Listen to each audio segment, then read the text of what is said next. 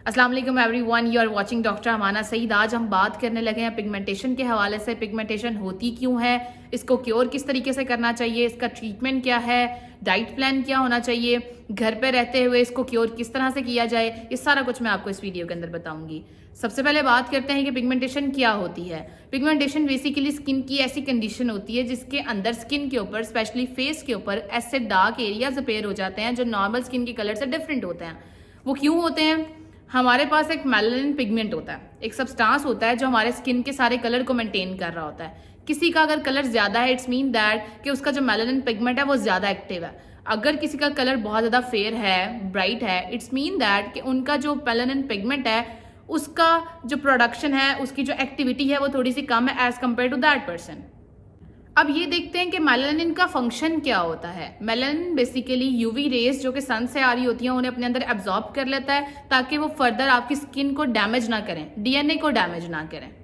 इसके अलावा मेलानिन एक एंटीऑक्सीडेंट है। इसका फंक्शन ये होता है कि इसने हमें प्रोटेक्शन प्रोवाइड करनी है फ्रॉम द यूवी रेज।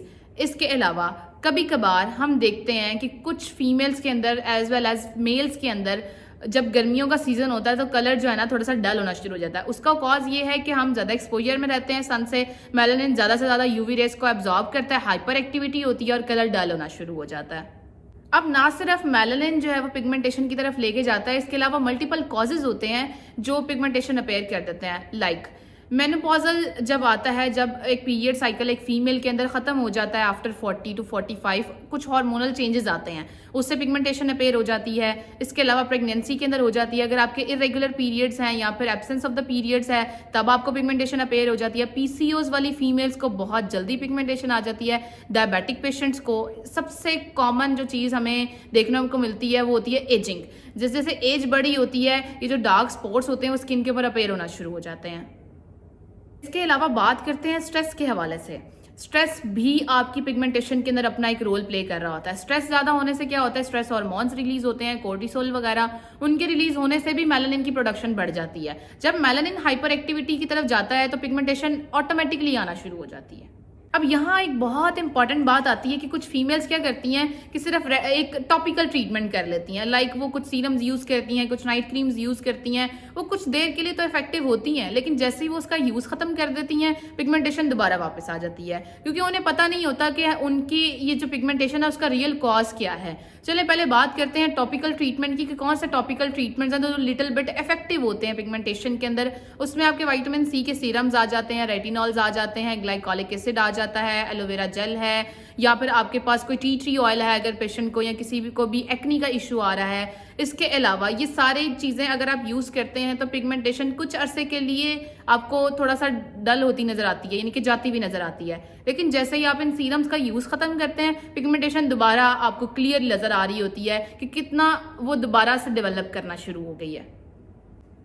तो सिर्फ आपने एक टॉपिकल ट्रीटमेंट नहीं करना, इसके जो अंडरलाइन कॉज है उसकी तरफ आपने जाना है, क्योंकि internal fixation is very much necessary. सबसे पहले बात करते हैं कि आपने स्ट्रेस नहीं लेना, क्योंकि स्ट्रेस आपके, मैंने आपको पहले भी बताया कि स्ट्रेस जब ज्यादा होता है तो मेलानिन की प्रोडक्शन ऑटोमेटिकली इंक्रीज कर जाती है।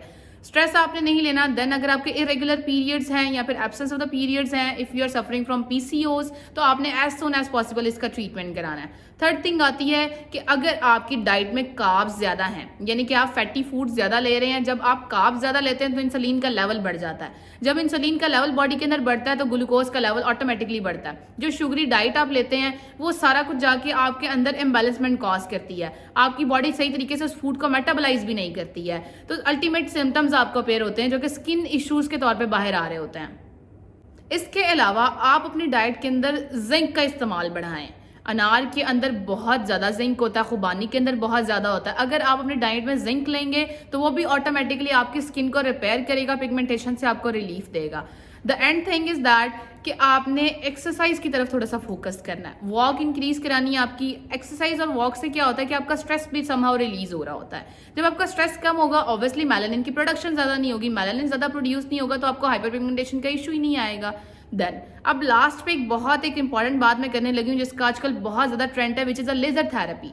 कुछ फीमेल्स करवाती हैं, नो डाउट पिगमेंटेशन के अंदर लेजर थेरेपीज होती हैं, वो भी एक टेम्परेरी प्रोसीजर है। लेजर का असर 6 माह रह जाएगा, 7 माह रह जाएगा, 1 साल, 1.5 साल, लेकिन अगर आप अपने डाइट के अंदर वो सारी चीज़ें यूज़ नहीं कर रहे हैं जो आपको नीड है, आप हाई कार्ब डाइट ली जा रहे हैं, आप शुगर का यूज़ बहुत ज़्यादा कर रहे हैं, या आपके जो भी हार्मोन्स हैं वो इम्बैलेंसमेंट की तरफ गए हुए हैं, या आपको पीसीओज हैं, आपने रूट लाइन कॉज नहीं इरेडिकेट किया, उससे ये होगा कि लेजर थेरेपी आपको असर तो देगी लेकिन कुछ दिनों के लिए, कुछ अरसे के लिए, उसके बाद आपकी पिगमेंटेशन वापस आ जाएगी। तो इसलिए कोई भी ट्रीटमेंट करवाने से पहले, किसी भी मेडिकेशन पे जाने से पहले आपको उसका कॉज पता होना चाहिए, ताकि जो भी आप काम करें वो इफेक्टिव हो, लॉन्ग लास्टिंग हो। सो एवरीवन, ये सारी बातें थी पिगमेंटेशन के हवाले से, किस तरीके से पिगमेंटेशन से बचा जा सकता है, इसका कॉज क्या होता है, इसको आप ठीक किस तरह से कर सकते हैं। Thank you so much everyone for watching. इंशाल्लाह मुलाकात होगी अब नेक्स्ट वीडियो में एक नए टॉपिक के साथ। अल्लाह हाफ़िज़।